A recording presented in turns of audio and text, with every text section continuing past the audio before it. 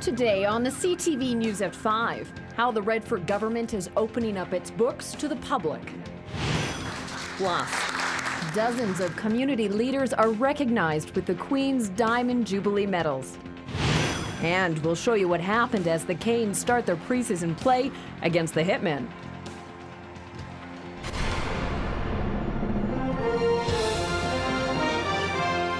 CTV News with Jackie Scantlebury.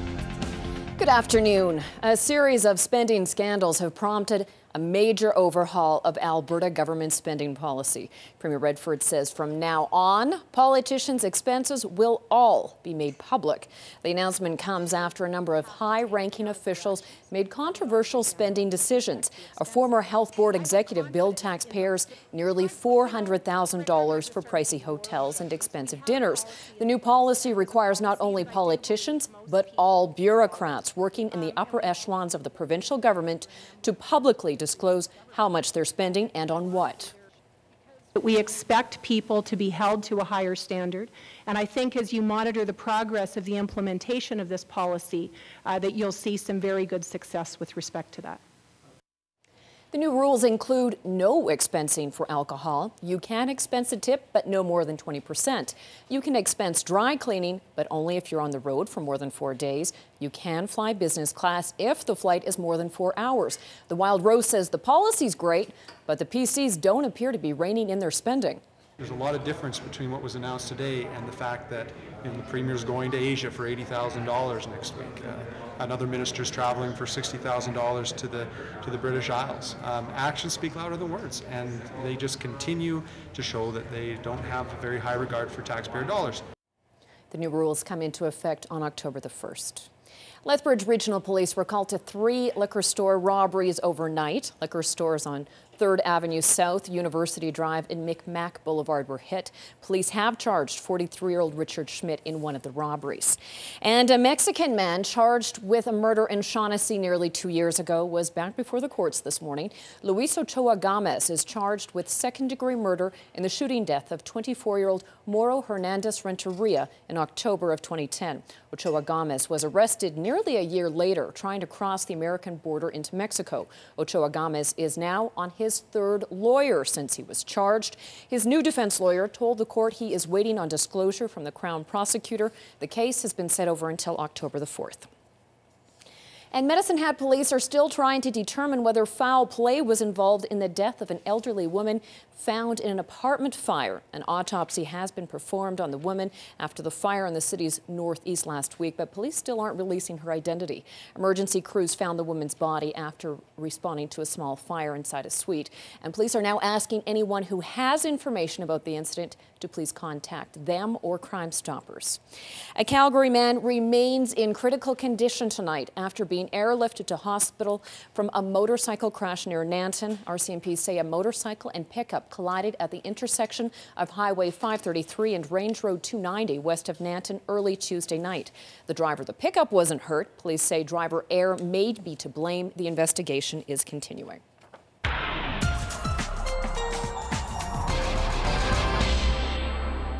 Well, Dory, we knew the end of summer was coming. We've only got a couple of weeks left, but this weekend is still going to be pretty nice.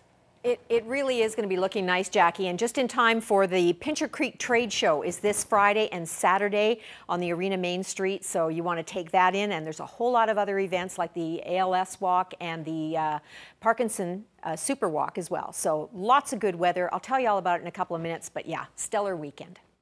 That sounds good, Dory. Thanks. And also, thanks to the cooler temperatures over the last few days, the fire ban in Lethbridge's River Valley has now been lifted.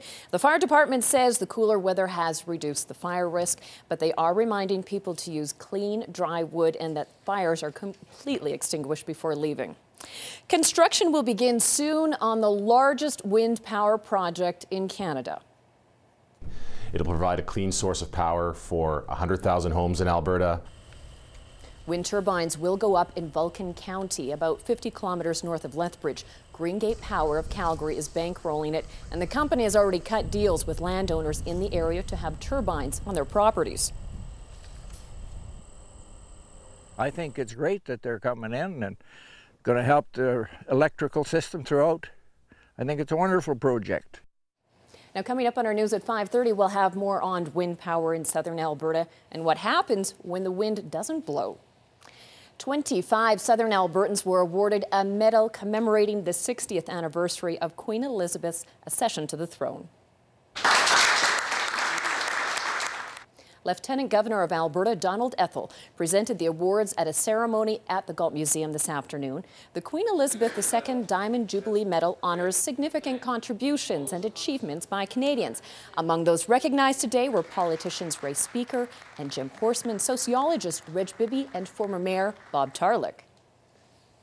Well, I think it's a very great honor, and of course this is a recognition of incredible service to the Commonwealth, to Canada, on the part of the Queen. 60 years of continuous service is quite remarkable in anybody's life, and it's quite a great honor for me to be a part of it in a small way. Yes, it's overwhelming.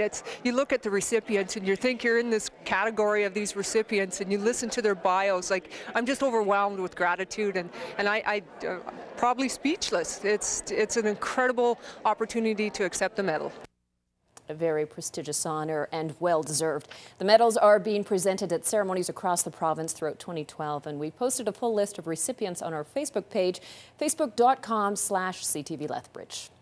Well, a religious studies professor at the University of Lethbridge says he can understand why people are so upset about the Catholic bishop's decision to shut the doors of St. Patrick's Cathedral.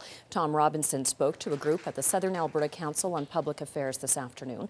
Last year, Calgary Bishop Fred Henry ordered St. Pat's, St. Basil's, and Our Lady of Assumption churches closed in Lethbridge. His plan is to create a mega church worth $21 million. The doors to St. Pat's were closed in July, but members of the Save Our Churches organization have been fighting to find a way to keep the landmark open. Robinson wouldn't comment on the situation at St. Pat's specifically, but it is a perfect example of difficult decisions facing churches, and can those be difficult to accept? Okay. But I can understand how people feel and the frustration of losing what basically is a home for them, a place where they grew up, raised families, marriages, deaths, a place of celebration of life, and to lose that is a significant loss. And so, as an individual, I can sense what kind of loss that would be. And the city is looking for your input in designing a new regional park in North Lethbridge. The 22-acre park will be located northeast of Legacy Ridge and Hardyville. The city says it's planning a place where people can play, relax, and connect. This will be the city's third regional park. The others, Henderson Lake and Nicholas Sharon, already attract residents from all over the city.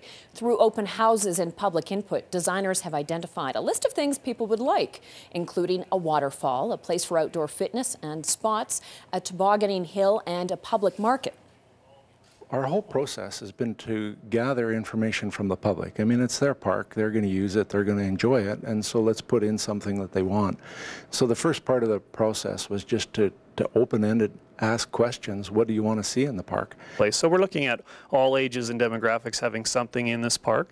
Another key trend is with playgrounds. So doing a traditional playground and playground structure is not what communities are doing, and it's not what people want. The public open houses will be held in October, and residents can also provide feedback online on the City of Lethbridge website. Warm temperatures have allowed the city to leave its spray parks open a little longer this year. The Gyro Spray Park behind Nicholas Sharon Arena and the Rotary Fountain in Galt Gardens. They were supposed to be shut down Tuesday, but they will now stay open until September the 17th. A Lethbridge flower shop is doing their part to help those in need. Flowers on 9th is selling free trade roses. The roses are brought in from South America. Free trade means there is no exporting taxes applied to the product. Store owner Darcy Gus says they don't cost any more than roses from North America, but the sale helps fund schools and hospitals in the area. Gus says it's an easy way to help those in need. It surely is. It's something, a way that we can give back to communities that are as fortunate as we are, and we've taken advantage of some of these communities in the past, and this is a way that we can kind of put some things back into the community and help these people live a better life. Gus says the only difference between free trade roses and roses from North America is sometimes he can't get the color that a customer maybe needs. ATCO Gas is celebrating 100 years in Alberta and in Lethbridge. The company held a gala reception last night at the Galt Museum as part of its 100 Days of Summer tour. Lethbridge was one of the first communities to receive natural gas service from ATCO in 1912. And back then it was known as the Canadian Western Natural Gas Light, Heat and Power Company. ATCO presented the Galt with a $15,000 donation as part of its tour. The company's vice president says it's a special milestone for his company. When you think the province itself isn't that much older, 100 years is pretty significant, and particularly here in Lethbridge, because today we have over 1 million customers and we serve 300 communities. Back in 1912, we served 8 communities. We had about 6,000 customers, and Lethbridge was one of those 8 communities, so it's very special to us. Now, aside from Lethbridge, Brooks, Fort Macleod, Granham, Claresholm, Nanton, Okotoks and Calgary were those communities. And on the markets today, some good news from the EU about financial building helped spur markets today. A lot of up arrows. Here are the closing numbers.